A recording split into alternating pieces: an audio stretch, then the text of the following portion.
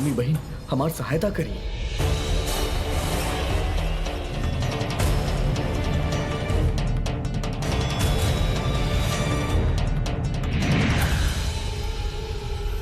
वो भाग रहल बा।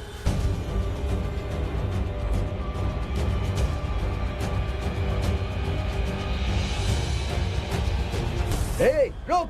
चोर चोर चोर चोर! रुकी रुकी! चोर चोर चोर चोर चोर! धन्यवाद बहन। चोर चोर चोर चोर चोर चोर!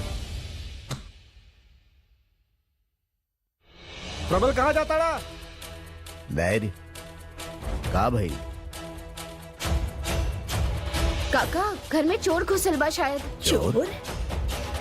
प्रबल ओकरा पीछे गेल बा, हम देखा तानी। ना वो आवत होखी।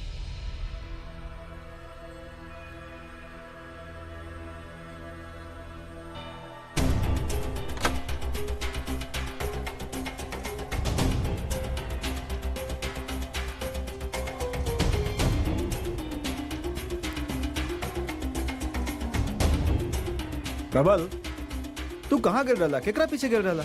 उज्जवल जी, हम अपन कक्ष से बाहर जल पिए निकलनी तो हमरा कुछ ध्वनि सुनाई देलस। तो हम वो ध्वनि सुन के छुप गईनी। तो हम देखनी एगो चोर चुपके से भाग रहल बा। हम वो चोर के पीछा कहीं और ओकरा पकड़ भी लेनी, किंतु वो बहुत चालाक रहे। हमरा धक्का देके भाग गई। तुम्हार पकड़ तो बहुत मजबूत बा यार, तोरा हाथ से कैसे निकल गेलू? जी हमरा भी समझ में ना आयल कि हमरा पकड़ से बच के भाग कैसे गईलू। अरे धैर्य से रउआ नहीं की जानत, आजकल के चोर बड़े शातिर होखेला। ऊ केहू के पकड़ में ना आई ना, ओ खातिर पूरे बदन में तेल लगा के घूमेला। बाराबंकी में भी एक बार ऐसे भइल रहे। उहे ऊ अवश्य ही तेल लगौले होगी। देखी हम कहले रही। बेटी हो सकेला जे तू कह रहल बाड़ू सही होके, बाकी हमार सवाल ई बाकी वॉचमैन के होखे ऊ चोर घर में कैसे घुसाई? अरे पापा, हमार तीनों वॉचमैन एकदम यूजलेस बाड़न। हमार तो बंद करा था, सवेरे उठ के सबसे पहले वो तीनों के निकाल दी यहाँ से। वो तो अच्छा बाकी प्रबल रहे, यही से ना तो हमने के पूरा घर लुट जाता। हाँ धैर्य, बिल्कुल।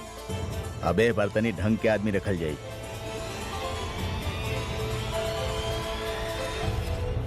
देवी पौलमी छल से अपन भाई के बचा लगी। बाकी प्रातः काल के पश्चात हम ओके धरती पर ना रहे देहब। सांचो प्रबल, बेटा तू तो हमने खातिर रक्षक बन के आइल बड़ा।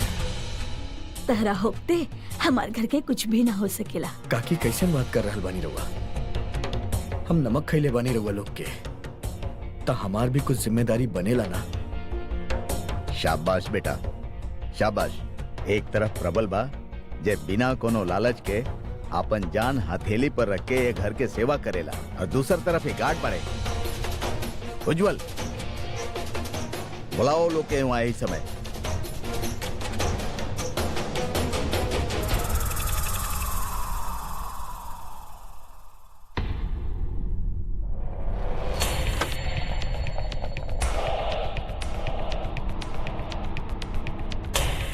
बहन पौलोमी। कहाँ भइल प्रबल? बहन, काल सूर्योदय के पश्चात हम संतोषी जी के मार ना पाएब, कहें कि उनकर कल व्रत बा। प्रबल, तू कुछ भी करा, किंतु कल प्रातः काल तक तारा वापस आवही के होखी। कहे कि एजा ब्रह्मदेव स्वयं तहार उपस्थिति के संज्ञान में ले ले बानी।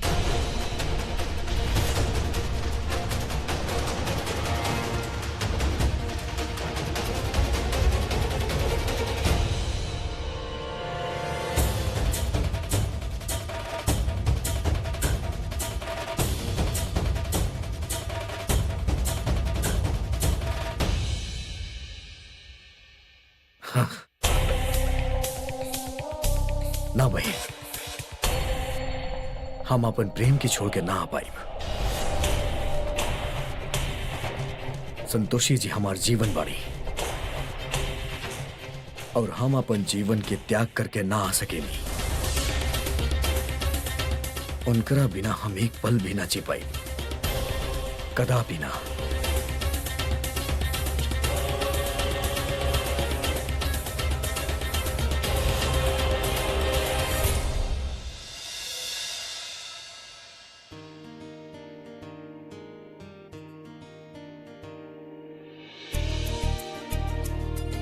सुनी ना, हम्म, उ जब रवा बीमार रही तब हम संतोषी माँ से मांगले रही कि जब रवा ठीक हो जाए तो हम उनकर मंदिर जाए।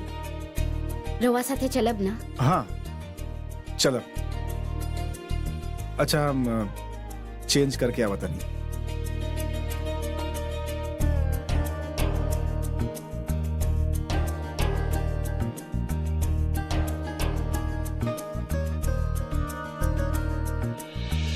आंटी, रुद्राक्षी वापस कब आई? हमार अकेले मन ना लागेला। तू जानत रहलू ना कि ओकर बिना तोहार मन ना लगी, तो तू भी खेल खेले खातिर ओकर संगे काहे ना चल गईलू? तू भी खेल में भाग ले तू।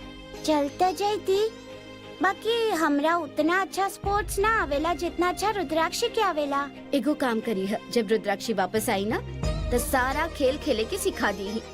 ठीक बा, बाकी आंटी हमरा तो घर पे सबसे ज्यादा अच्छा लागेला। अच्छा ठीक बा, तो तू घर पर ही रही है। एगो काम कर, अभी हम मंदिर जात बानी, जब मंदिर से वापस आए तो तोहरा संगे खेलब। फिलहाल तू अकेले खेला। ठीक बा आंटी, जा।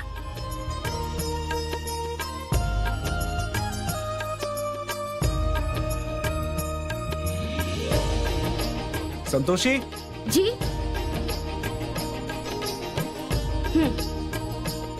चली। हाँ। ब्रह्मदेव, युवराज प्रबल के वापस आवे के बारे में देवी पौलमी रउआ कोनो सूचना भेजली?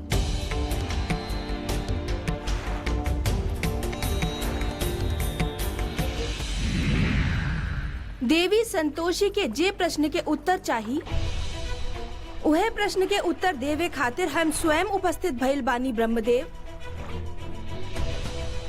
प्रणाम ब्रह्मदेव। भ्राता श्री प्रबल आपन स्वामी के आज्ञा लेवे खातिर ओहिजा रुकल बानी। आज्ञा मिलते ही वो वहाँ से प्रस्थान करी हैं।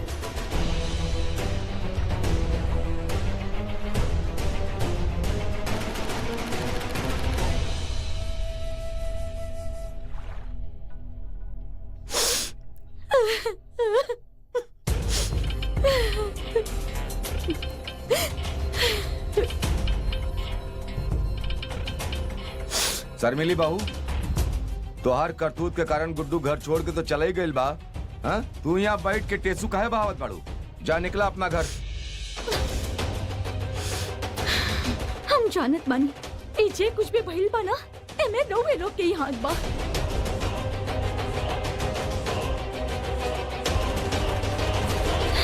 पापा जी, एक बात रोवा ध्यान से सुन ली कि ये घर हमार पति के बा और हम ये घर छोड़ के कहीं नहीं खे जाए वाला। और जहाँ तक बात रहा गुड्डू जी के, तो हमरा पूरा विश्वास बा कि वो एक न एक दिन जरूर वापस आई हैं। हाय दैया, कितना बेशरम हो गई बाड़ू तू। पति चल गई बाड़े, बाकी यहाँ रह करके मुफ्त के रोटी तोड़ल चाहत बाड़ू। शर्मिली, एगो बात समझ ला, हमके हमार बेटा चाहिए और तोहार रहते वो यहाँ नहीं आवे वाला। यही से तोरा के यहाँ से निकले के पड़ी।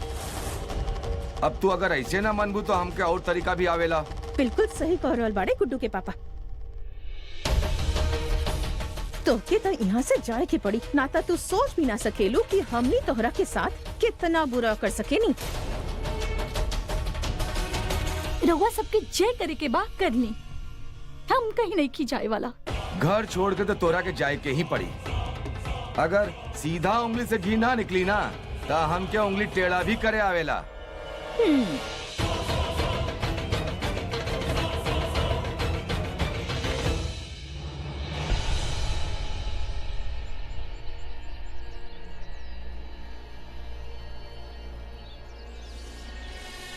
अरे प्रबल,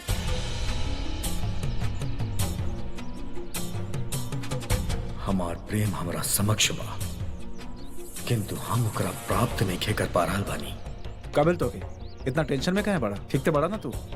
जी, हम रउआ दोनों की ही प्रतीक्षा करत रहनी।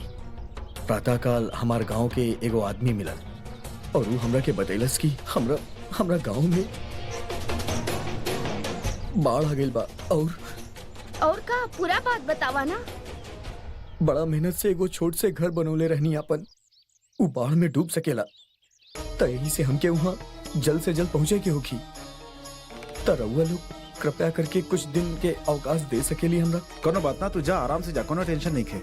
छुट्टी के बारे में मत सोचा, जितना दिन रहे के बाद अपन काम खत्म करके वापस आवा। जी। प्रबल अपन सामान तो ले ला। हमरा पास समय नहीं खे संतोषी जी, हम फिर ले लेंगे। प्रबल 1 मिनट रुका। तू अपन गांव जात बाड़ा, वहाँ बाढ़ आइल बा, पैसा की जरूरत पड़ी, कुछ पैसा लेके जा। धरे सर, कुछ पैसा दे दी ना। एगो काम करा, वेट करा, हम फटाफट लेके आवता नहीं, लेट ना होके तोरा। हम तो के खुद छोड़ देवे स्टेशन, ठीक बा? हम लेके आवता नहीं।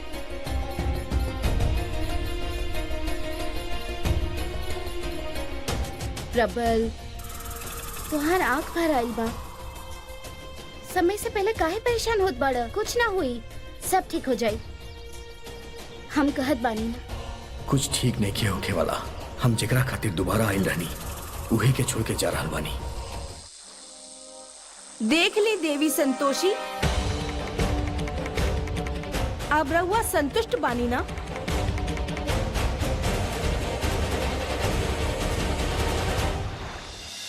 अच्छा प्रबल, एगो काम करी है, जब गांव पहुंच बना तो हमके एगो फोन कर दी है। एजा सब परेशान हुई है तोरा खातिर।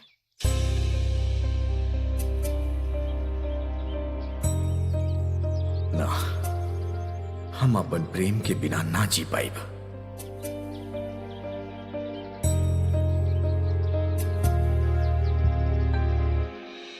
हम ऐसे का करी जैसे हमरा संतोषी जी के साथ मिल सके।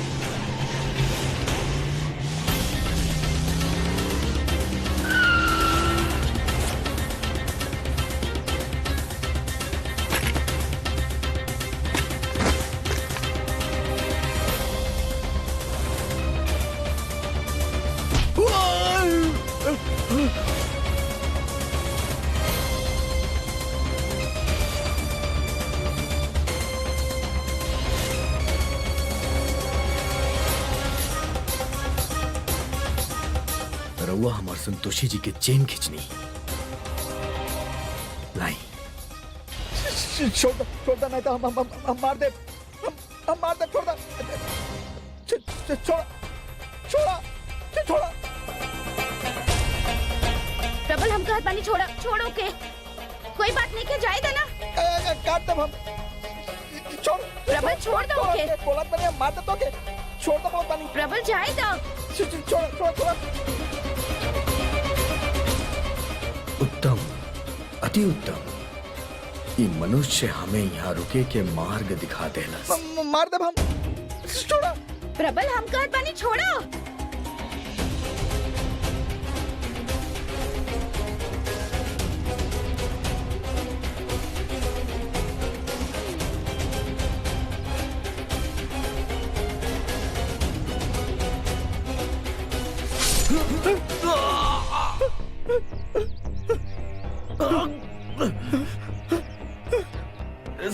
संतोषी जी। प्रबल,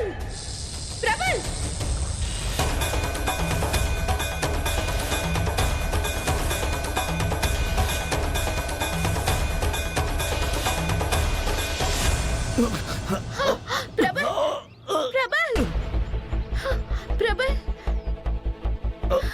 प्रबल आँख खोला प्रबल प्रबल प्रबल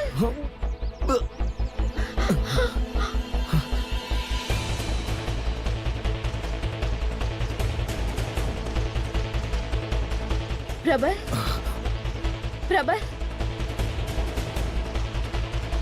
आँख खोला प्रबल मुरली भैया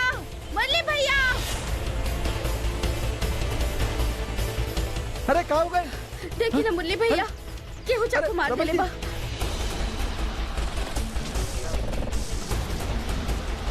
सांस ता चलत बा जिंदा भाभी। हमार मूर्छा तो केवल एगो बहाना बा संतोषी जी, ताकि हम यहाँ कुछ समय और रुक सके और रउआ के यहाँ से लेके जा सके।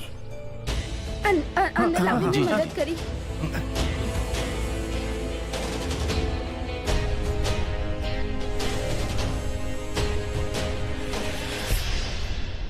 धैर्य, अरे इतना जल्दी कहाँ जात बाड़ो तू? अरे वो बाहर से कुछ आवाज आई संतोषी है, कुछ गड़बड़ बा। गड़बड़ बा? धैर्य सर, धैर्य सर,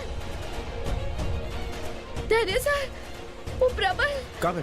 प्रबल के केहू चाकू मार देलस। चाकू मार देले? हाँ। हे भगवान। एके अंदर लेके चलो। डॉक्टर की कॉल करी जल्दी।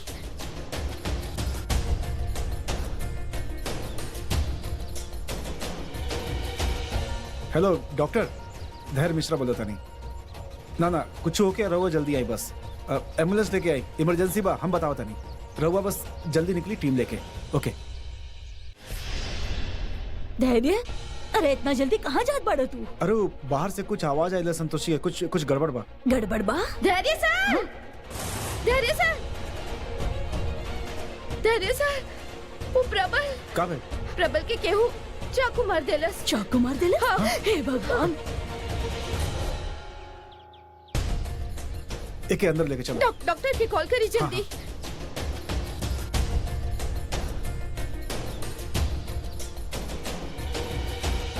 हेलो डॉक्टर, धैर्य मिश्रा बोला था नहीं।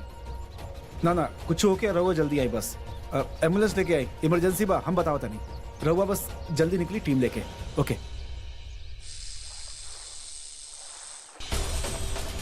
याद नहीं के होखत कि प्रबल ऐसन काहे कैलन।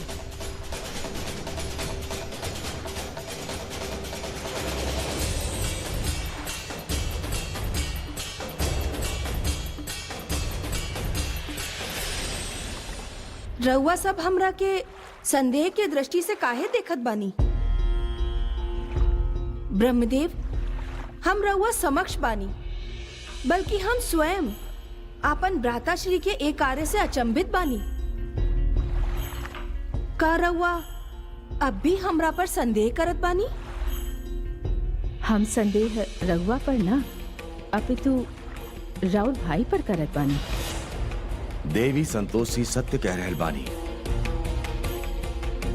देवी पौलमी, हमके रउआ पर कोनो प्रकार के संदेह नहीं खे, किंतु युवराज प्रबल जे कार्य कैले बानी ओ पर षड्यंत्र प्रतीत होखत बा। केहू अपना आप के अकस्मात हानि कैसे पहुंचा सकेला, जबकि वो स्वयं वहां से प्रस्थान करे वाला रहे।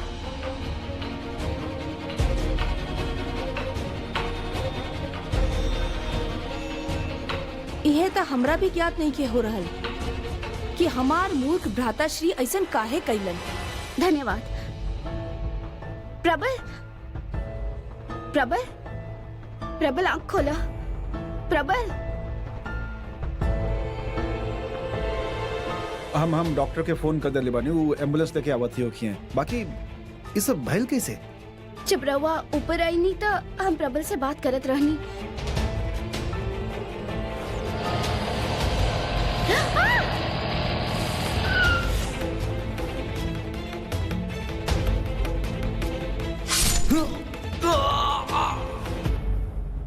प्रबल के ई हालत हमार वजह से भइल बा। हमरा बचाए खातिर प्रबल अपन जान के परवाह ना कैलस। ठीक हो जाई ना? संतोषी जी, हम रउआ खातिर एक बार ना सहस्त्रों बार अपन प्राण संकट में डाल सकेनी। डॉक्टर साहब, तबीयत कैसन बे का? ठीक तो हो जाए ना? देखी स्थिति इनके स्टेबल तबा और इनके हॉस्पिटल ले जाए के जरूरत ना होखी। बाकी घाव इतना गहरा बा कि इनके रिकवरी में हमके लागत बा कि टाइम लगी। यदि हम शीघ्र ही ठीक हो गई नहीं तो हमरा अपन संतोषी जी से दूर होके के पड़ी। यही से हमारा अपन ये स्थिति तनी और विकट दिखावे के पड़ी।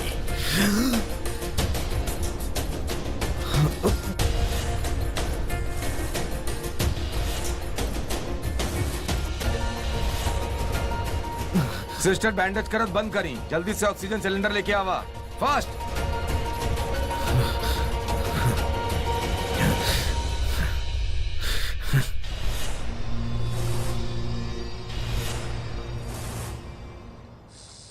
देवी लोग हमके विशेष कार्य हेतु यक्ष लोक जाए के बाद रवा धरती लोक पर दृष्टि बनाए रखी और आवश्यकता पड़े पर विवेक बुद्धि से निर्णय ली।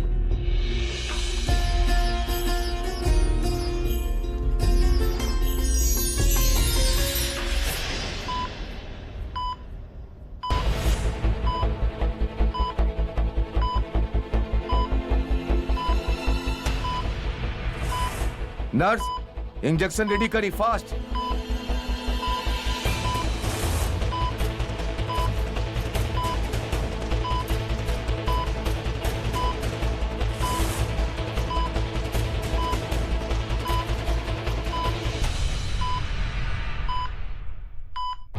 प्रबल के हालत ठीक नहीं खिलागत।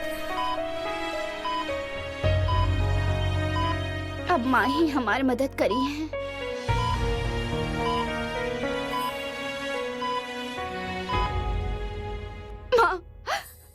माँ प्रबल के हालत बिल्कुल ठीक नहीं है। अगर मदद करी कृपा करके, अगर ओकरा कुछ हो जाए तो हम ओकर घर वाला के का जवाब दे। देवी संतोषी, अब त रउआ प्रसन्न होखब ना? काहे कि रउआ सब त इहे चाहत रही, जानबूझ के रउआ सब प्रबल पर दबाव बनेनी ताकि प्रबल धरती लोक पर मृत्यु के प्राप्त हो सके। देखी, प्रबल धीरे धीरे मृत्यु के तरफ बढ़ रहल बा।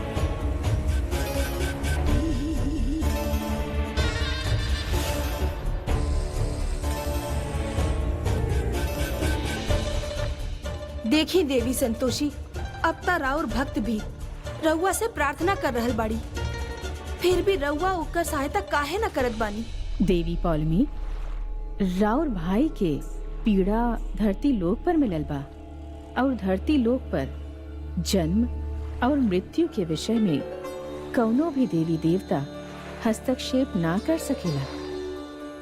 किंतु हाँ, हम चिकित्सक के माध्यम से आपन कृपा अवश्य पहुँचाए।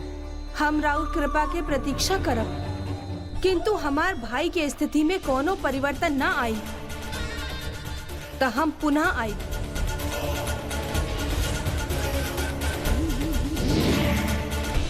देवी संतोषी, अब त रउआ प्रसन्न होखब ना? काहे कि रउआ सब त इहे चाहत रही, जानबूझ के रउआ सब प्रबल पर दबाव बनेनी ताकि प्रबल धरती लोक पर मृत्यु के प्राप्त हो सके। देखी, प्रबल धीरे धीरे मृत्यु के तरफ बढ़ रहल बा।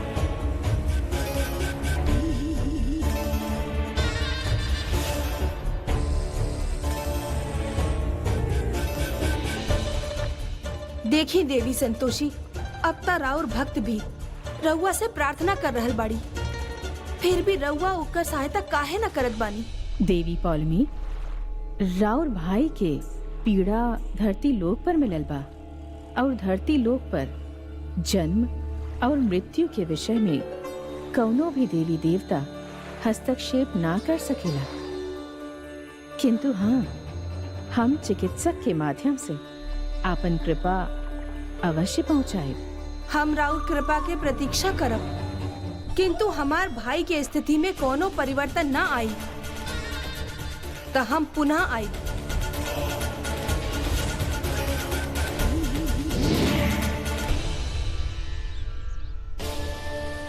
गुड्डू जी के जाए से मन बहुत भारी हो गई बा। ऐसा करे तने संतोषी माँ के मंदिर हुआ बतानी, माँ के पास जाए से मन तनी शांत हो जाए।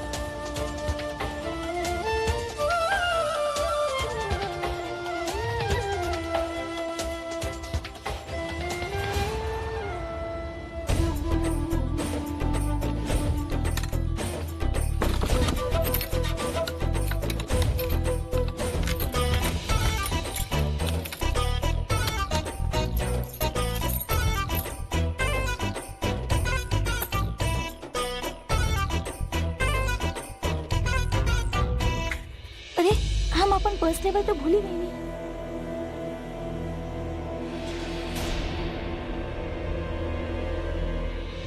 ताला के लगौला सा? हम लगौली हां।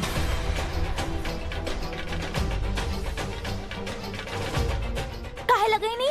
हाय रे आई तू पूछत बाड़ू। तोहरा कारण हमके हमार आँख के सितारा छोड़ के चल गई बा। हमार गुड्डू ई घर के छोड़ के चल गई बा। और गुड्डू नहीं खे तो तू हूँ यहाँ ना रह सकेलू। चला निकला यहाँ से। मम्मी जी, अपन हरकत से हमरा के पुरान वाली शर्मिली बने पर मजबूर मत करी।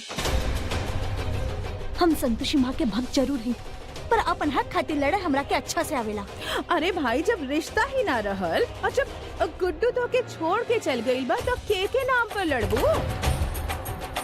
ठीक बा, अब हम हूँ देखतानी तू कौन हद तक लड़त बाड़ू।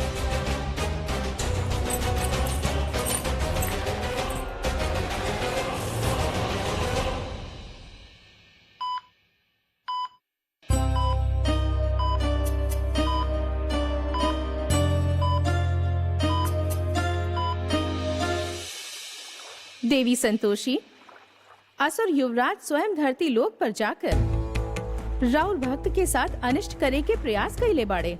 वो अपन करनी ही भोग रहल बाड़े, अतः उनकर सहायता करके रउआ ब्रह्मादेव के लेखनी से टकरावे के कौनो जरूरत नहीं है। रउआ सत्य कह रहल बानी माते। असुर युवराज के बचावे के प्रयास नियति के अनुरूप ना होखी, यही से हम उनका नियति के भरोसे ही छोड़ दे।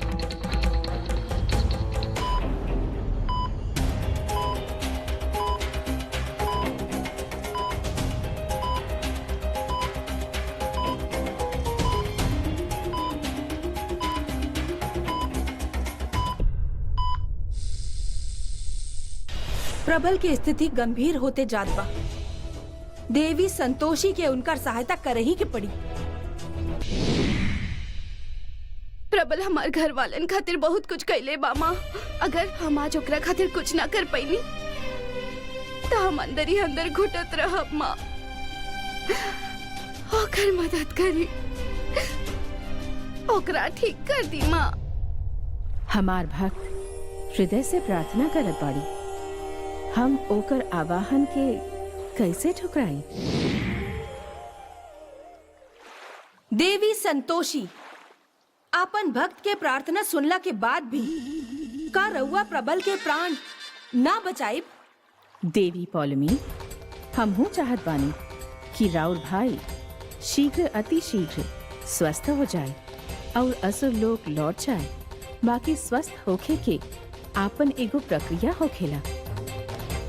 हम कौनो निर्णय लेके ब्रह्मदेव के लेखनी से नइखी टकराइल चाहत। देवी, रउआ कुछ भी करी, किंतु हमके प्रबल स्वस्थ चाहिए।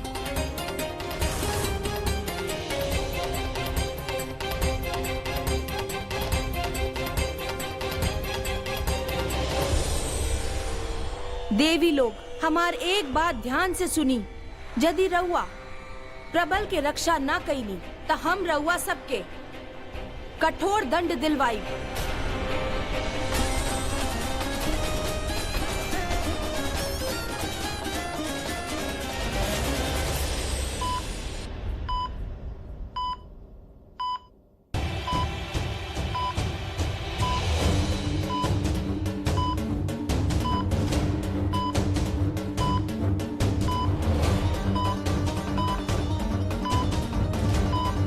इनके ब्रीदिंग में प्रॉब्लम हो रहल बा, जेकरा वजह से इनके हार्ट बीट भी रिस्पॉन्ड नहीं की करत।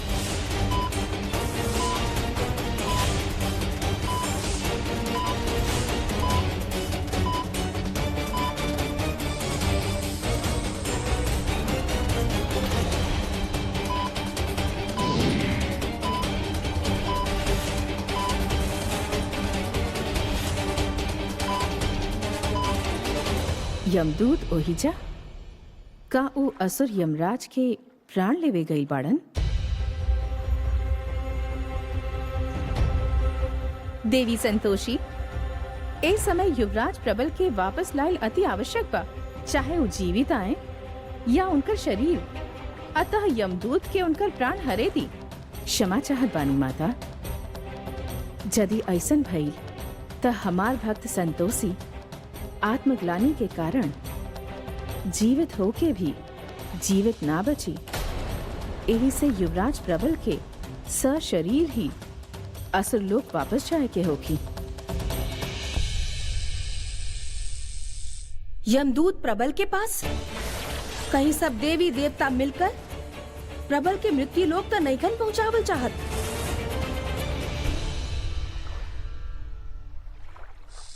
हमके शीघ्र ही यमदूत से संपर्क स्थापित करे के होखी।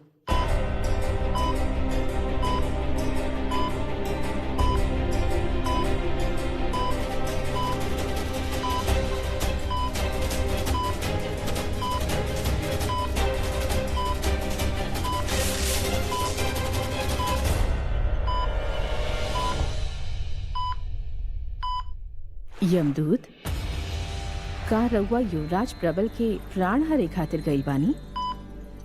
हाँ देवी, धरती पर ही अनाधिकृत रूप से रह रहल आत्मा बा, एकरा एहिजा से हटावल आवश्यक बा। यमदूत, ई असुर लोक के युवराज हवे जे धरती लोक पर गई बाड़न। इनका बचावे के संकल्प हम ले ले बानी। यही से कृपा कर रउआ इनका छोड़ दी, अन्यथा हमार भक्त के प्राण पर संकट आ जाए।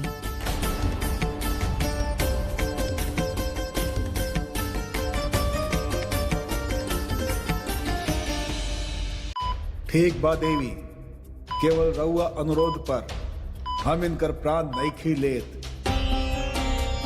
बाकी एकरा स्वस्थ होखला के बाद राउर ई उत्तरदायित्व होखी कि शीघ्र अति शीघ्र असुर लोक की तरफ लौट जाए। ई हमार उत्तरदायित्व होखी, रउआ चिंतित मत होखी।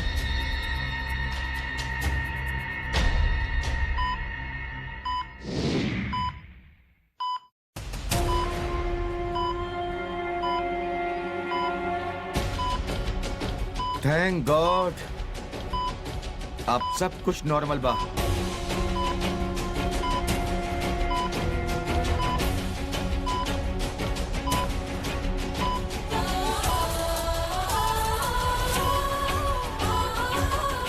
स्थिति कंट्रोल में बा और इनकर हार्ट रेट भी नॉर्मल हो गई बा। तू जाके जल्दी से संतोषी आंटी के बोला कि प्रबल की तबीयत ठीक बा पहले से।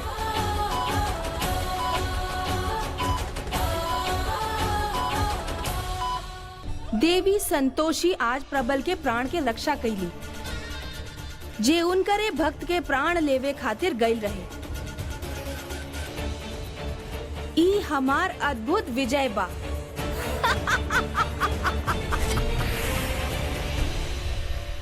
सिस्टर, मास्क निकाली प्लीज।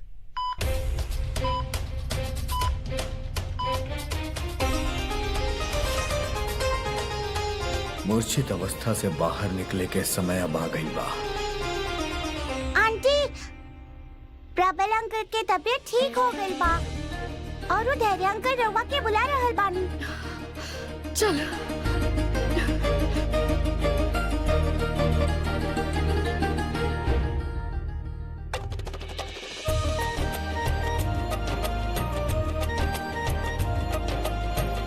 शुक्र बा माँ के कि प्रबल तोहरा होश आ गई।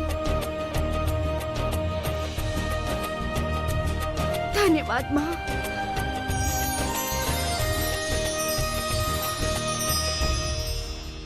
आज के दिवस त बीत गई, अब कल प्रातः काल एगो नया दिवस आरंभ होगी, जे संतोषी के जीवन के आखिरी दिन होगी।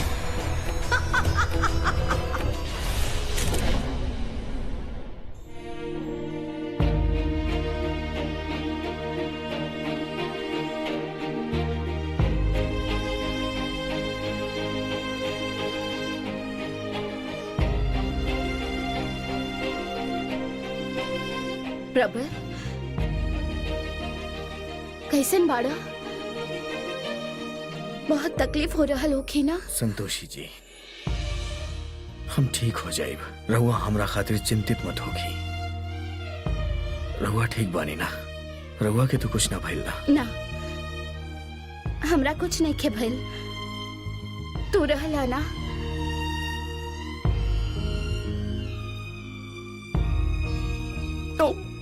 का करत बाड़ा? रवा लेटल रही।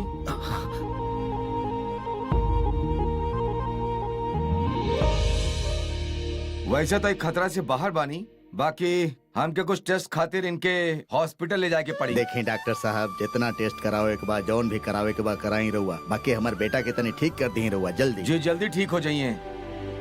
नर्स, स्ट्रेचर मंगाई प्लीज।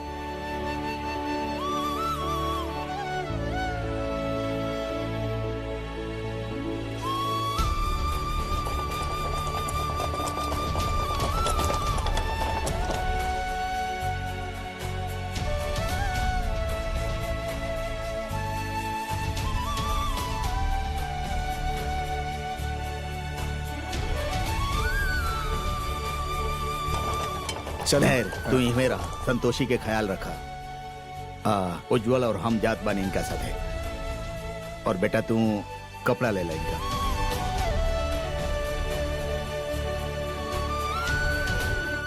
टेंशन मतलब कुछ ना होके, प्रबल ठीक हो जाए।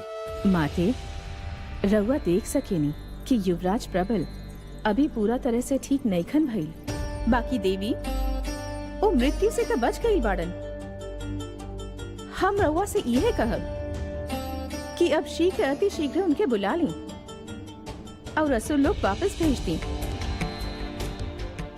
माते, राउर बात उचित बा, किंतु ए समय वो अस्वस्थ बाड़न और ऐसे में तत्परता दिखावल हमरा अनुचित लागता। देवी संतोषी, देवी पौलमी रउआ साथ हर मार्ग पर शत्रुता दिखावेली, परंतु ओकरा बाद भी रउआ उनकर भाई के विषय में सोच रहल बानी। धन्य बानी रउआ।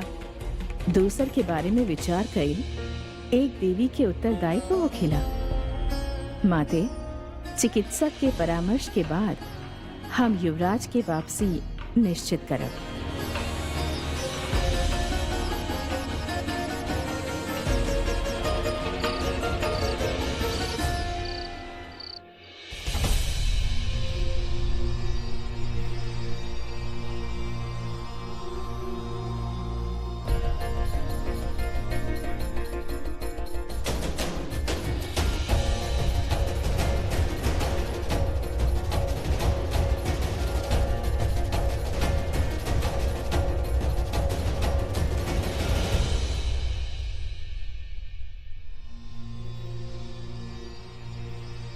यहाँ आराम से बैठा बैठा।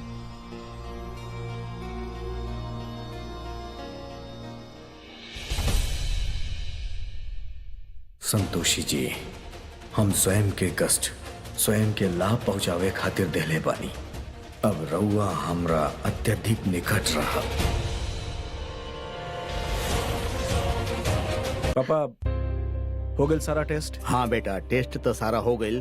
बाकी बहुत ज्यादा चोट लागल रहा लोगे। खुशखबरी ई बाकी अब कोनो खतरा नहीं है। बाकी हमनी 10 दिन खातिर एकर बहुत ख्याल रखे के पड़ी ताकि जल्दी से ठीक हो जाए। सुन ला तू आराम करा यहाँ आराम से। हमके पता बात हो कि अपन घर वालन के चिंता हो रहा बा, लेकिन अगला 10 दिन तक तू कहीं ना जाइबा। 10 दिन तक युवराज प्रबल के धरती लोक पर रहल उचित नहीं खे। माते, चिकित्सक युवराज प्रबल के अवश्य ही आराम करे के परामर्श देले बाड़े, किंतु ऊ ए समय भयप्रद स्थिति में नहीं खे, अतः उनके बुलावल जा सकेला। हम देवी पौलमी के उनकर भाई की रक्षा करे के वचन देले रहनी, जो उनकी पूरा हो गई बा। यही से अब हम स्वयं उनका से भेंट करब। ई उचित होखे देवी। चली हमनियो उनका से भेंट करत बानी।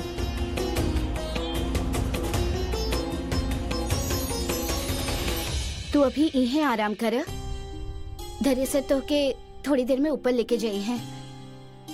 बेटी ये कुछ दवाई और डॉक्टर के प्रिस्क्रिप्शन बा, अच्छा से पढ़ लिया बेटा, ताकि कौन दवाई कब देवे के बा वो पता चल जाए तो के।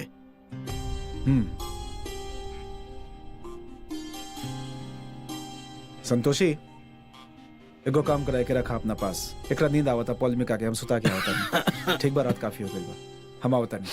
आवा बेटा। काका, रवा और काकी भी जाके आराम करी। ठीक बा बेटा, आओ। ठीक बा बेटा।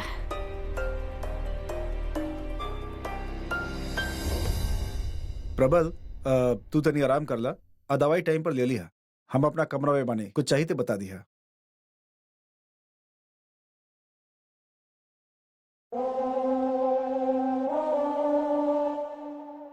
सब चल गईले, किंतु हमार संतोषी जी हमरा पास पड़ी और हम यह चाहत रहनी।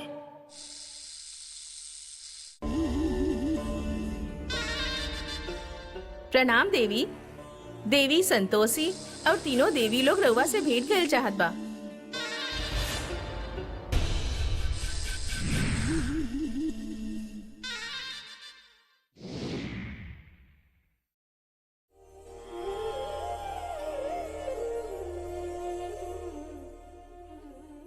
देवी लोग, कहीं हम राउर का सहायता कर सकत बनी? देवी पौलमी, हम आपन वचन अनुसार राउर भाई पर कृपा दिखैले बानी। अब ऊ स्वस्थ हो गई बाड़े, यही से कृपा कर ओके असुर लोग वापस बुलाएं। काहे कि उनका जे भी क्षति पहुंचल बा, ओकर उपचार असुर लोक में भी हो सकेला। किंतु देवी संतोषी, रउवे ता कहले रहनी कि धरती लोक पर भइल क्षति के उपचार धरती लोक पर ही हो सकेला। देखी, हम अपन प्रबल के जीवन के साथे कोनो संकट मोल नहीं खिले सकत। देवी पौलमी, आपन भाई के स्वास्थ्य के लेके रउआ व्याकुल मत होखी। यदि आवश्यकता पड़ल तो हमनी देवता के चिकित्सक अश्विनी कुमार से निवेदन करब, वो असुर युवराज के उपचार करी हैं। देवी पौलमी, रउआ स्वयं विचार करी, ए प्रकार असुर युवराज के धरती लोक पर रहल नियम के विरुद्ध नहीं खे।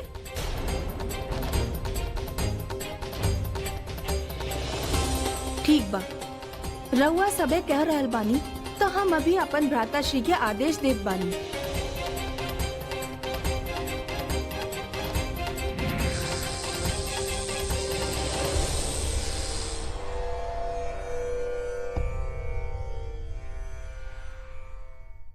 प्रबल, प्रबल, तू जौन अवस्था में भी बाड़ा, तत्काल असुर लोग खातिर प्रस्थान करा। ई हमार आदेश बा।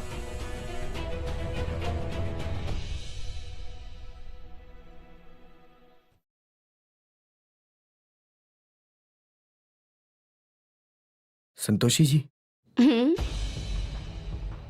हम ठीक हो गए बानी। अब हमके अपना गांव जाए के बा, हमके आज्ञा दी।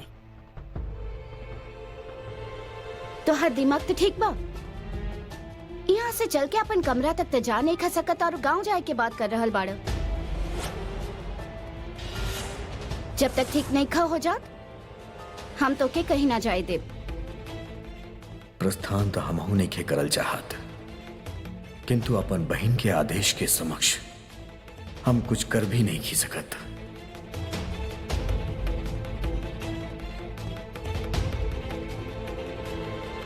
संतोषी जी, हम्म हमरा गईल अति आवश्यक बा। हमार बहन हुआ हमार प्रतीक्षा कर रहल बाड़ी। कृपया हमके आज्ञा दे दी। प्रबल, डॉक्टर साहब तोहरा के आराम करे के कहले बाड़े, तो खुद सोचा ऐसन हालत में कैसे जाइब। अच्छा एगो काम कर, तू अपन घर वालन के फोन नंबर हमके दीह, हम तोहारू लोग से बात करवा देब।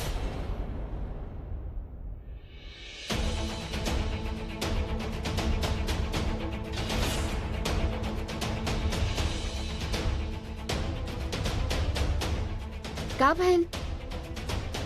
हम कहनी फोन नंबर दे दा, हम तोहारू लोग से बात करवा देत बानी। संतोषी जी, हमरा गांव में दूरभाष के सुविधा नहीं खे, यही से हमके वहां जाए के ही पड़ी। प्रबल, हम तोहार भावना के समझ सकेनी, लेकिन ये समय तोहार गांव जाए से ज्यादा जरूरी तोहार ठीक हो खलबा। देख, हम तोके एक बार खोत बचल बानी, दोबारा ऐसा जोखिम नहीं खिले सकत। और सुना, अगर तू दोबारा ऐसा कोनो जिद कइला ना गांव जाए के, तो पिटाई खइबा हमरा से। फिलहाल खिचड़ी खा, फिर दवाई देत बानी।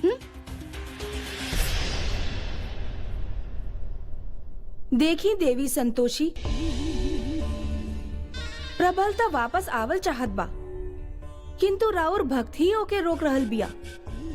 अब हम उसे कैसे कहीं कि आपन स्वामिनी के आदेश के उल्लंघन करके तू वापस आ जा। रहुआ अभियो हमरा पर संदेह हो रहल बा, तो रहुआ स्वयं ही अपन भक्त से कहीं कि ऊ प्रबल के वापस आवे दही।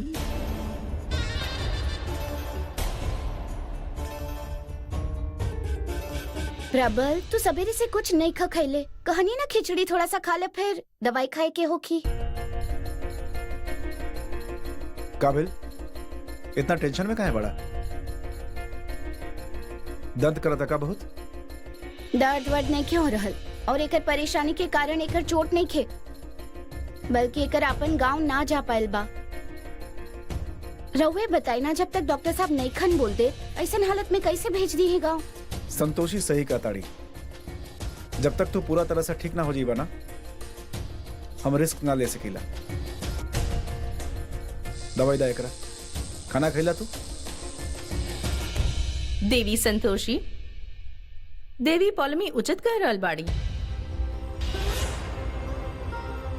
असुर युवराज धरती लोक से वापस आवे खातिर तत्पर बाड़े, किंतु वो सामान्य शिष्टाचार के भुला नहीं खन सकत। यदि राउर भक्त संतोषी उनका वापस जाए की अनुमति प्रदान करत बिया, तो सभी ओके निर्दयी कही। यही से युवराज प्रबल के स्वस्थ होके तक धरती लोक पर ही रह देवे के चाहिए।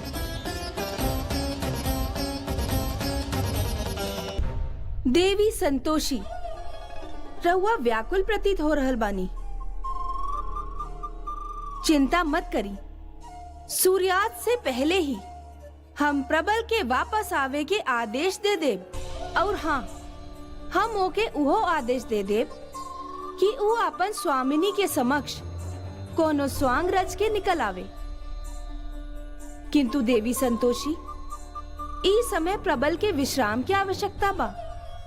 यही से कुछ समय खातिर ओके धरती लोक रहे के ही पड़ी। किंतु जब तक वो वहां बा, वो कोनो क्रीड़ा ना करी, एकर वचन देत बानी हम रहुआ के।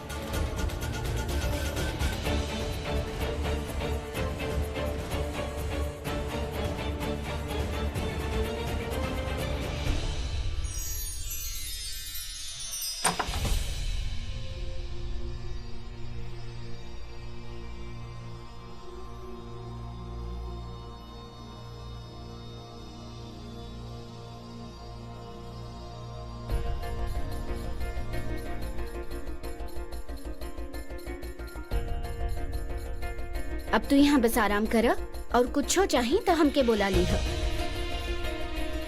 बनवारी भैया, रहुआ जाइए आराम करी।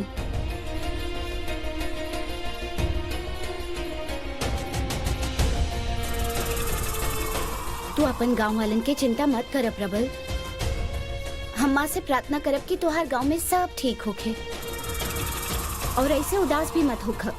जैसे ही तू चले फिरे लायक हो जाए बना, हम खुद तोके तोहार गांव पहुंचवाई। चल अब आराम कर।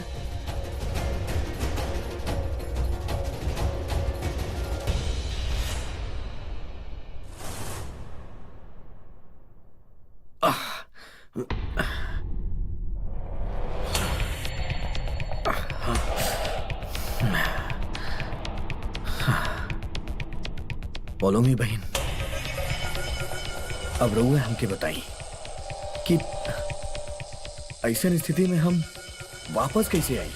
प्रबल, तोहके तत्काल वापस आवे के कोनो आवश्यकता नहीं खे, बल्कि देवी संतोषी तहरा पर अब दृष्टि भी ना रखी है। काहे की उनके ई लागत बा कि तू साचे अस्वस्थ बाड़ा और ऐसन दशा में कोनो क्रीड़ा भी ना करबा। अब तहरा पास समय भी बा और अवसर भी, यही से अपन कार्य पूर्ण करके ही लौटिहा।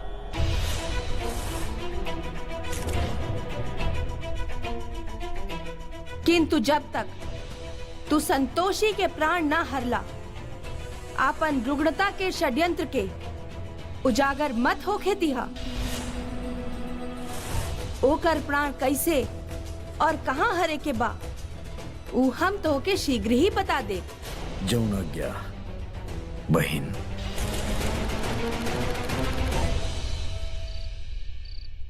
धैर्य सर, ये प्रबल के कैसन गांव बा जहाँ फोन भी नहीं खे? अरे फोन उन सब होखी।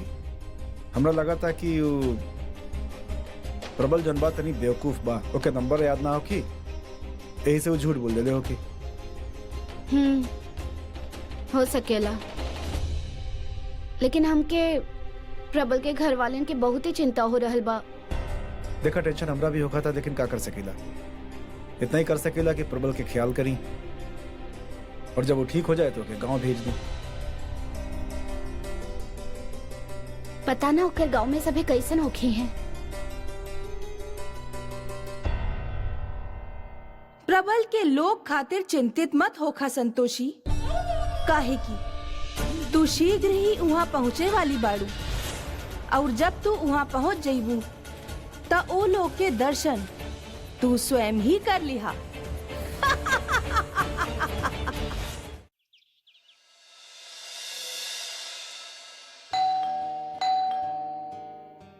पुष्पा, तने जाके देखा क्या आइल बा? पुष्पा काम करत होखी, हम देखत बानी। खाता ना तू? आवत बानी।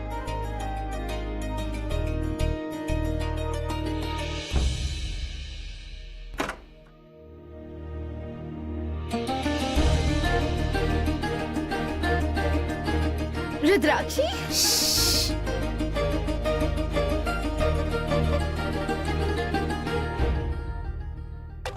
आवे से पहले फोन काहे ना कइलू?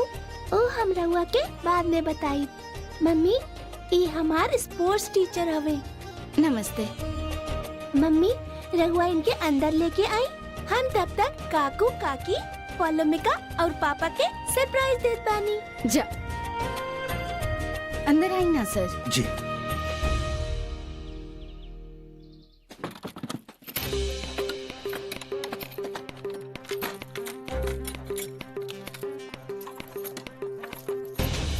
रुका भैया, अगर ये ताला खुलल ना तो हम तोहार खोपड़ी खोल देब। हम बता रहल बानी, हटा यहाँ से हट जा। केहू से डरे की कोनो जरूरत नहीं थे। रहुआ ताला तोड़ी, हम हो देखत बने के रोकत बरुआ के। ए छछूनर के बच्चा, हैं? काहे अपन किस्मत फोड़वा रहल बाड़ा भैया? साचे मार दे बूढ़ा। मैडम जी, राउर ताला के चक्कर में हमरा के अपन खोपड़ी नहीं खुलवाए के बा। हम जाता नहीं।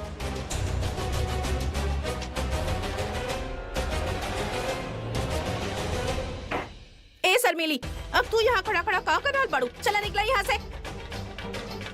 अरे निकला। ओ, हमार बहू कहीं ना जाई। अगर तू लोग एके एकर कमरा में ना रहे देबा तो कौनो बात ना, हमार कमरा में जाके हमरा साथे रही। ए अम्मा तू काहे बीच में पड़ रहल बाड़ू है? और वो भी एक चरित्रहीन औरत के खातिर।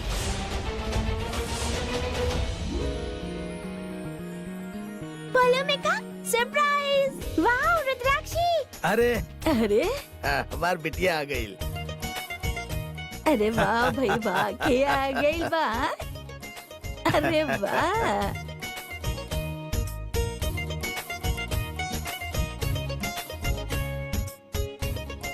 बेटी बहुत इंतजार कैली हमने तोहार। रुद्राक्षी, हम तोरा के बहुत मिस कईनी। तू हमरा के कैलू और हम तो के। अपना सर पे काहे के पाप चढ़ा रहल बाड़ू, जा अपन काम करा। अरे बेशरम, तो के शर्म नहीं खियावत?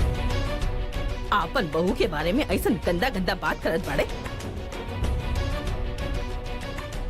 का सबूत बा तोरा पास कि हमार बहू ऐसा बिया? का सबूत का मतलब? सबूत ये बा कि गुड्डू वापस ना आए, इससे बड़ सबूत का हो सकेला? बताओ बतावा। हाँ? हाँ, अरे बेवकूफ, वो तो तोरा से भी बड़ बेवकूफ बा। याद रख, जौन दिन गुड्डू की असलियत के पता चली ना, वो दौड़ल दौड़ल हमार बहू के पीछे आई। अरे जा। शर्मिली बेटा, तू उदास मत होगा, जा हमार कमरा में जा। हम गुड्डू के जानत बानी, वो तहरा पास जरूर आई। जा बेटा, तू हमार कमरा में जा। हम ई लोग के ना गंदा बुद्धि के ठीक करके आवत बानी। ए अम्मा, पहला तू अपन दिमाग सही कर ला। हैं? जा, हमरा मुंह मत लागा। जा जा जा जा, आवा। तू रेस्ट कर ला, हमने शाम के बैठ के अच्छा से बात करब। जा। शाम की तो बात तब करब ना जब राउर बेटी शाम के घर में होखी। का प्लान बना के आल बाड़ी तनी पूछी तो। एक्चुअली रुद्राक्षी के आज सांझ के दिल्ली खातिर निकले के होगी। ओकर सिलेक्शन नेशनल स्पोर्ट्स एकेडमी में हो गई बा और सब बच्चा में उस सेकंड पोजीशन पे आयल बिया। हाँ वो सब तो ठीक बा, लेकिन ऐसे शाम के अचानक कैसे भेज दी हैं अपन बेटी के इतना जल्दी? ऐसा ना हो सकेला कि 3-4 दिन के बाद भेज दी हमने अपन बेटी के। देखिए वहाँ के काफी स्ट्रिक्ट रूल बा, अगर काली ज्वाइन न कैले तो वो लोग एके ना ली हैं। हाँ तो मत लिस, हमने अपन बच्चे के ऐसे अचानक कहीं ना भेजब। एक के जे सीखे के बा इहे सिखाइब हम। देखिए मैडम, राउर फीलिंग समझत बानी, ये काफी बड़ा अपॉर्चुनिटी बा। अगर रवा एके मिस करब तो बहुत बड़ बेवकूफी हुई। अगर रवा एके भेजे खातिर तैयार बानी तो प्लीज ये फॉर्म पे साइन कर दी। हम कहनी ना हमके कोनो साइन वाइन नहीं करे के, काहे कि हम अपन बच्चे के भेजे के नहीं चाहत, हमके अपना से दूर नहीं करे के।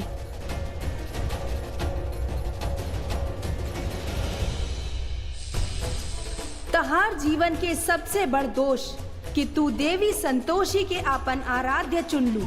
अब देखा कैसे हम तो से तोहार हर प्रिय व्यक्ति और वस्तु छीन ले। जन सर कहताड़न वो सही कहताड़न। एक्चुअली ये जन मौका भाई रुद्राक्षी खातिर बहुत अच्छा बा, इसे कर लाइफ चेंज हो सकेला। का लाइफ चेंज हो जाई? बच्ची तो बिया अभी। मम्मी रहुआ तो पता ही बा ना, स्पोर्ट्स में जाए के हमार ड्रीम बा। हाँ, माँ के ही तंग करा, बड़ बड़ बात और सपना और। ठीक बा, जे करे के बा करी रहुआ।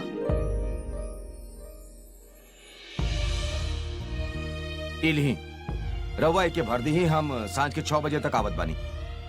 जी ले ही भर दी ही। थैंक यू जी।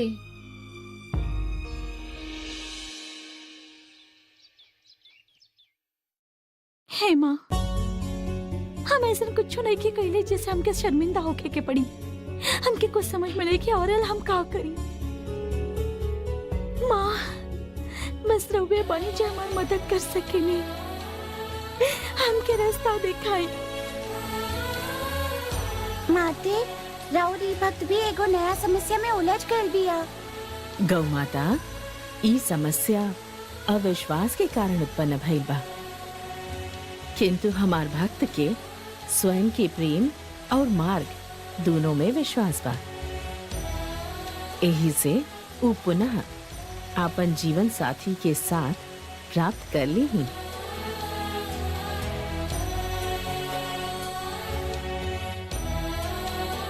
बस अब हम एक तरह रो रो के अपना आप के कमजोर नहीं की कर सकत।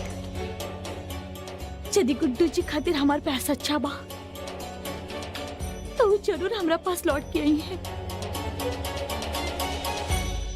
एमे हम तोहराला टिफिन रख ले बानी, खा ली है याद से। और सुना, वहाँ समय से सूतिया और समय से खाना खाइए। वहाँ हम ना हो कबे करी मतलब नहीं के अपन ख्याल ना रखबू।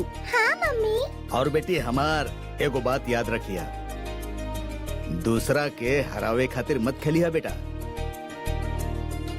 बल्कि आपन सपना साकार करे खातिर। और फिर देखिया जरूर तोहार जीत होखी बेटा।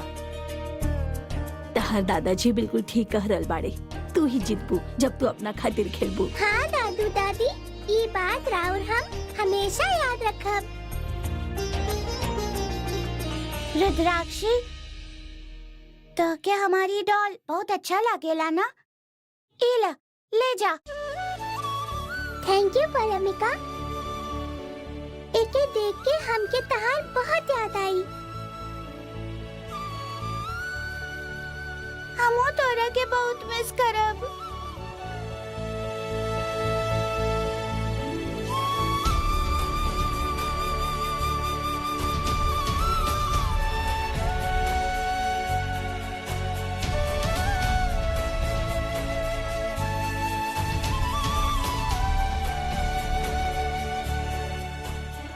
अगर रउआ लोग ऐसे रो तो हम कैसे जाए? रुद्राक्षी के भविष्य खातिर हम के अपन मन कठोर करी ही के पड़ी। बिल्कुल सही कहत बिया हमार बेटी। अब केहू ना रोई, हाँ? सबे अच्छा मन से विदा करी हमार बेटी के। अरे हाँ भाई, ये तो बहुत अच्छा काम खातिर जा रहल बिया, तो हमनी के खुशी खुशी के विदा करे के चाही ना। रुद्राक्षी बेटा, वहाँ से जब भी मौका मिले फोन करी है मम्मी के, ठीक बा? सर, बच्चे के थोड़ा ख्याल रखब। रवा लोग फिक्र मत करी। चलिए काम करता नहीं, हम रउआ लोग के स्टेशन तक छोड़ देता नहीं। छोड़े के जरूरत नहीं के, काहे कि बाहर स्कूल वैन खड़ा बा। तो वो काम करता नहीं, गेट तक छोड़ देता नहीं। आई जी। जियत रहा बेटी, जियत रहा।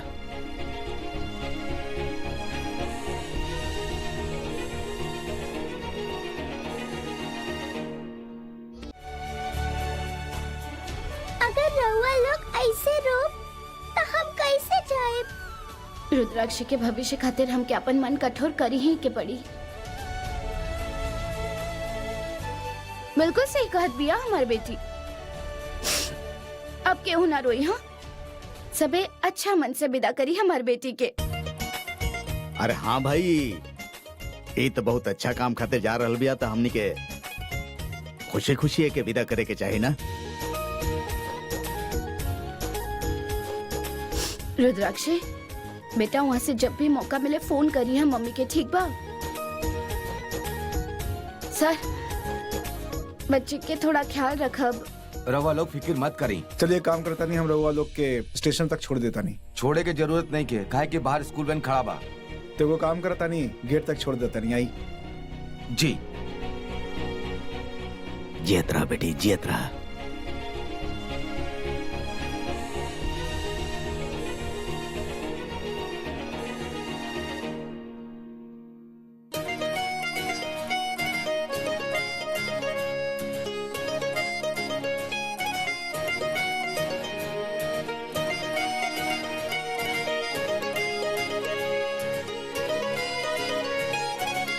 आजा, चला।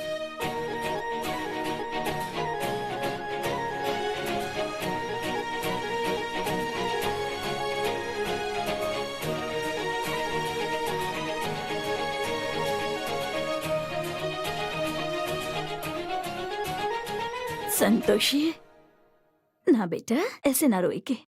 हमके पता बा, इस समय सबसे ज्यादा तकलीफ तो के हो रहल बा। बाकी जब भी अपना सपना साकार करके आई ना, तो सबसे ज्यादा खुशी भी तहरे होगी। हाँ, सही कहानी। अब 6 बज गए तो प्रबल के दवाई दे के आवत बानी। रवा लोग के भी तो चाय के समय हो गए बा। हम जाई? ठीक बा बेटा। हाँ। देखा, इतना दुखी होके के बावजूद दूसर के कितना ख्याल रखेले। तब बेटा हमार संतोषी लाखों में एक बिया। सच्चे दादी, संतोषी आंटी दुनिया के सबसे बेस्ट आंटी बाड़ी।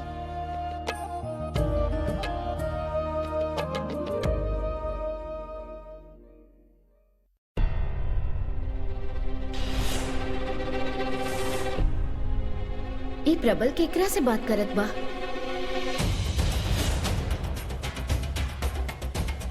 अरे संतोषी जी,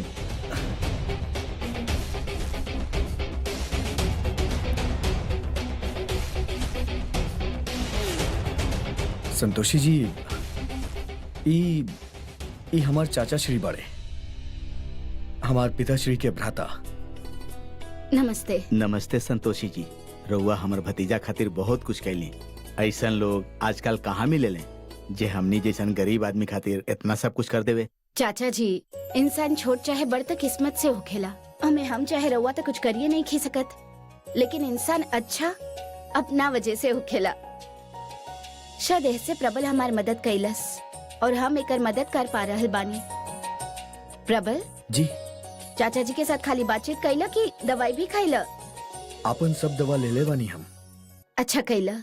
संतोषी जी, अब हमार चाचा श्री यहाँ आ गए बड़े और हमहू तंदुरुस्त हो गए बानी, तो हम सोच रहल बानी कि अपन गांव चल जाइए इनकरा साथे। एक का बचपना है प्रबल। चाचा जी आगे ले तेकर गांव जाए से का मतलब? जब तक डॉक्टर साहब तो के जाए के नहीं खन कह दे, हम तो के कहीं नहीं खी जाए दे सकत। अभी कुछ दिन यहीं आराम कर। संतोषी जी, किंतु चाचा कुछ बोली ना। रउआ संतोषी जी बिल्कुल चिंता मत करी, अब हम आ गइल बानी ना, एकर देखभाल हम खुद कर ले। संतोषी जी, रउआ चिंतित मत होगी, हम अपन चाचा श्री के साथे सकुशल चल जाइए यहाँ से। अब हम ऐसे में का कह सकेनी? रवा लोग इतना जिद करत बानी त अच्छा ठीक बा प्रबल, दवाई अपन सब लेके जाइए और समय पर खाद भी रहिए, बीच में दवाई मत छोड़िए। हाँ जी ठीक बा प्रबल, ख्याल रखिए अपन। जी रखब हम अपन ख्याल।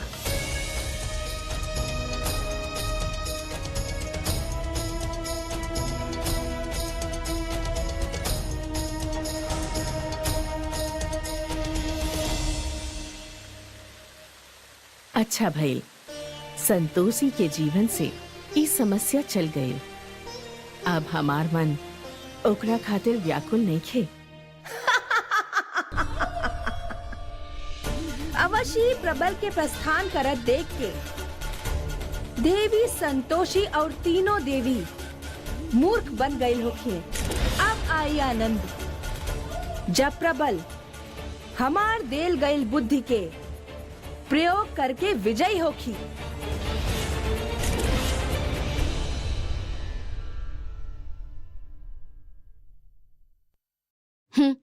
पानी।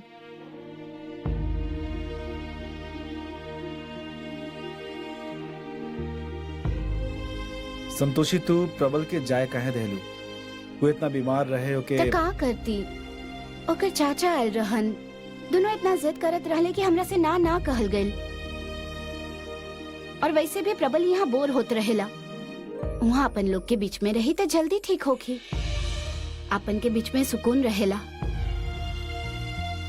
ठीक बात, तू सोच के फैसला ले ले खुशबू, सही ले ले खुशबू। सूझ जा, लाइट ऑफ कर दिया।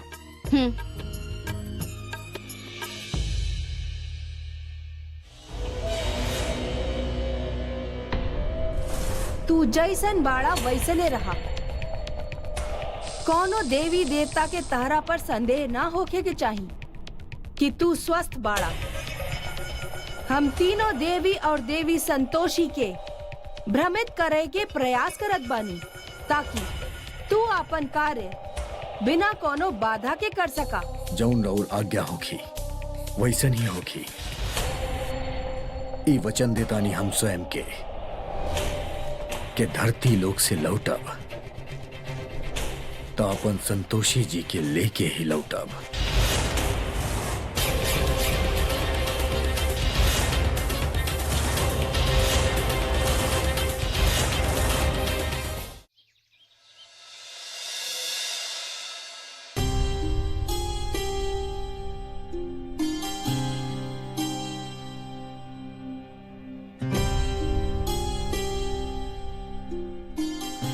अच्छा हम ऑफिस जाता नहीं, शाम की भी लल जाई।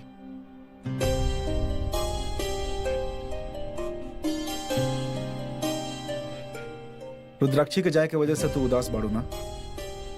ओकर याद आ रहल बा।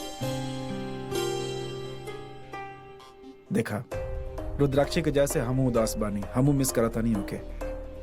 बाकी ओकरा खातिर ई सही रहे, ओकर जाइल बहुत जरूरी रहे, ओकरा अपन करियर खातिर, ओकर अपन सपना खातिर। अच्छा सुना, अब तू ई रोवल बंद करा, और तू रोवल बंद ना करबो तो हमू तोरा साथे मोटा मोटा आंसू बहाए। रउआ बहाए बासु देख ले बानी कबो खुद के रोवत कैसन दिखे नी। हाँ देख ले बनी, तबे तक कहता नहीं ना, बिल्कुल अच्छा ना लागेला। ठीक बा? और वैसे भी आज तो के रोए के ना चाहिए, आज बहुत स्पेशल दिन बा। कहा आज? मतलब तू भूला गेलू, याद नहीं के तोरा? राउर जन्मदिन ना है, ई याद बा। आज के दिन हमरा लाइफ में सबसे स्पेशल चीज मिलल रहे। का मिलल रहे? वो दो आज हमनी के शादी भेल रहे, हमनी के एनिवर्सरी बा आज। भूला कैसे गई नी हम? शादी के सालगिरह मुबारक होखे। तोहरा भी। अच्छा सुना, दिन तो भुला गेल बड़ू, लेकिन हमरा के मत भुला जाइए। कुछ वैसे रवा कहत रहनी ना कि आज के दिन बहुत खास बा। ता आज के खास दिन में हमके यहाँ छोड़ के ऑफिस गए जरूरी बा का? सोचनी हम ओकरा बारे में, लेकिन बहुत अर्जेंट मीटिंग बा, हम करके वापस आवता नहीं ना फटाफट। मत जाई ना, आज के दिन हम रवा से दूर नहीं खे रहल चाहत, रवा साथे रहल चाहत बानी। हम ई कहता नहीं, हम जाता नहीं, हम फटाफट वापस आ जाई, फिर हमनी शाम के सेलिब्रेट करब। एगो काम करब, हमनी कोनो रोमांटिक मूवी जाइल जाई। ना हमके कोनो फिल्म नहीं खिंचाए के, हमके रवा साथे बैठ के बात करे के बाद ढेर सारा। बात करे के बाद हमनी बात कर ले, हमनी कोनो रेस्टोरेंट चलल जाए, वहाँ जाके कुछ खाइल जाए और बहुत सारा बात कइल जाए। हाँ ई ठीक बा। अच्छा लेकिन तोहरा हमरा से एगो वादा करे के पड़ी। कैसन वादा? हम चाहता नहीं कि जब हम ऑफिस से वापस आई था तू बिल्कुल नया दुल्हन के तरह लाल साड़ी पहन के तैयार रहा। ठीक बा, लेकिन हमरो एगो शर्त बा। अब तोहार कौन शर्त बा? ऑफिस से आवत समय हमरा ला गजरा लेके आईब। यार जितना बोला उतना गजरा लेके आ जाई, बस हमार जो शर्त बा ओकर ख्याल रखिया, तो के बिल्कुल नया दुल्हन की तरह दिखे के बा। ठीक बा।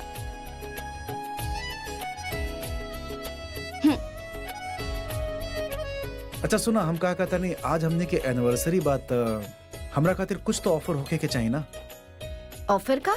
ऑफर मतलब कि आज के दिन हमनी के शादी भइल रहे और हमनी दोनों एक भइल रहनी, तो हमरा एगो किस्त मिले के चाहिए ना। सब कुछ मिली, लेकिन गजरा लैला के बाद। यार लेकिन वो तो शाम के। हाँ तो शाम के मिली ना। अरे का मतलब शाम के? लेकिन अच्छा जी, अब देरी नहीं क्यों हो रहल, अब जाइए ऑफिस। राहुल का रहे अर्जेंट मीटिंग रहे ना, करके आई। ना हम जाता नहीं मीटिंग करते, और हम झटपट वापस भी आवता नहीं, और तुम्हारी जो ड्रामा बना शाम के ना चली। देखा जल्दी आई ना।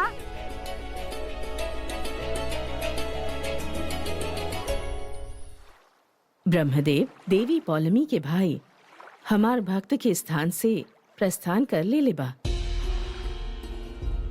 हम खाली ओकर धरती लोक से असुर लोक जाए के प्रतीक्षा कर रहल बानी। देवी संतोषी, ए बात के अवश्य स्मरण रखी, जब तक असुर युवराज धरती लोक पर बाड़े, हमनी के उनका ओर से निश्चिंत ना होके के चाहिए।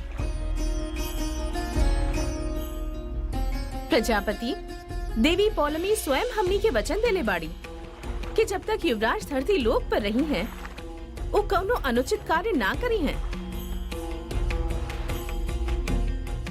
देवी संतोषी, देवी पार्वती, यदि ऐसन बा ताई उचित बा।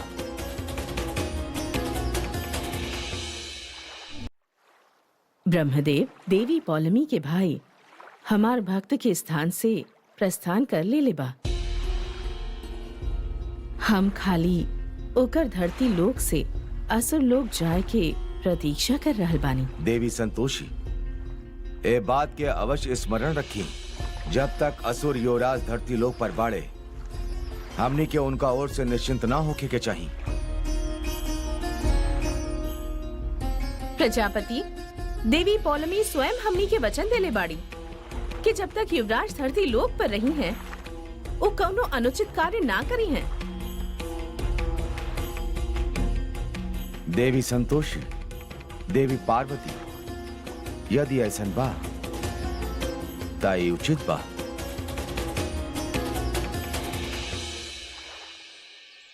ना बेटा, तू परेशान मत होगा, सब ठीक हो जाए। संतोषी माँ बाड़ी ना, वो सब ठीक कर दी है। गुड्डू जल्दी वापस आ जाए बेटा। शर्मिली जी यहीं रहे लिखा। जी हम ही मानी। ए भैया कहा ही? एगो पत्र है सर, शर्मिली जी के ना, रवा के कैसे दे दी? शर्मिली जी के लेटर है ना, उनकरा दे। इली मैम जी यहाँ पे साइन कर दी। इली लेटर। Thank you. वाह भैया जा। केकर चिट्ठी होगी? लव लेटर हो की?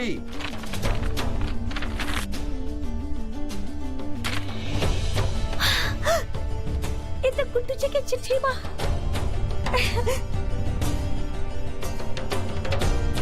ये तो कोर्ट के कागज लग रहा बा। कोर्ट के कागज? बेटा तनी पढ़िया का लिखल बा? हाँ। शर्मिली तू हमरा के धोखा देले बाड़ू, हमरा साथे बेवफाई कैले बाड़ू, ऐसे हम तहरा के डिवोर्स दे रहल बानी।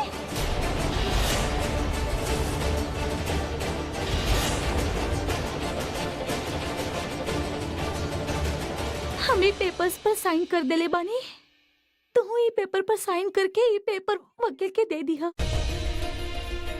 हम तब तक घरे वापस ना आए जब तक तू एक ऐसा चल नहीं खुजा।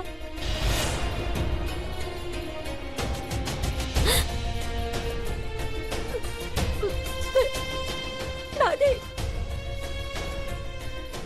गुड्डू जी डिवोर्स के पेपर भेज ले बाड़े, बाकी दादी हम तो ऐसा कुछ नहीं की कहले, काहे इतना बड़ कदम उठाइले। अरे कुछ तो कहले हो ना तो क्यों तलाक के कागज तना भेजी ना ऐसे ही। हाँ और अम्मा तू एकरा पर विश्वास करत रहो जकरा पर ओकर पति खुद विश्वास नहीं कर रहल, ओके बड़ प्यार देत रहलू। अरे अम्मा जब तक ई घर में रही ना तो आर पोता घर में नहीं आवे वाला, निकाला है के धक्का मार के। देखा गुड्डू आवे चाहे मत आवे, हमार बहू हमार साथे रही। दादी वाह वाह वाह, कल जुग आ गइल बा भैया।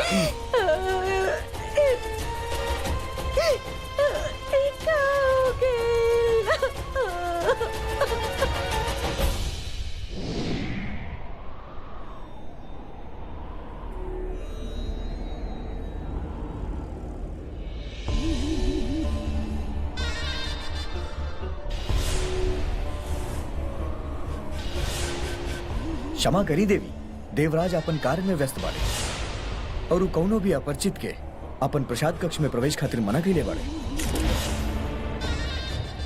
का तो के ज्ञात नहीं खे कि हम के बानी? हम इंद्राणी हई और देवेश हमके भीतर आवे से काहे मना करिए? हमरा स्मरण बा कि रउआ इंद्राणी बाड़ी, किंतु उनकरा स्मरण नहीं खे, काहे कि उ रउआ के भूल चुकल बाड़े।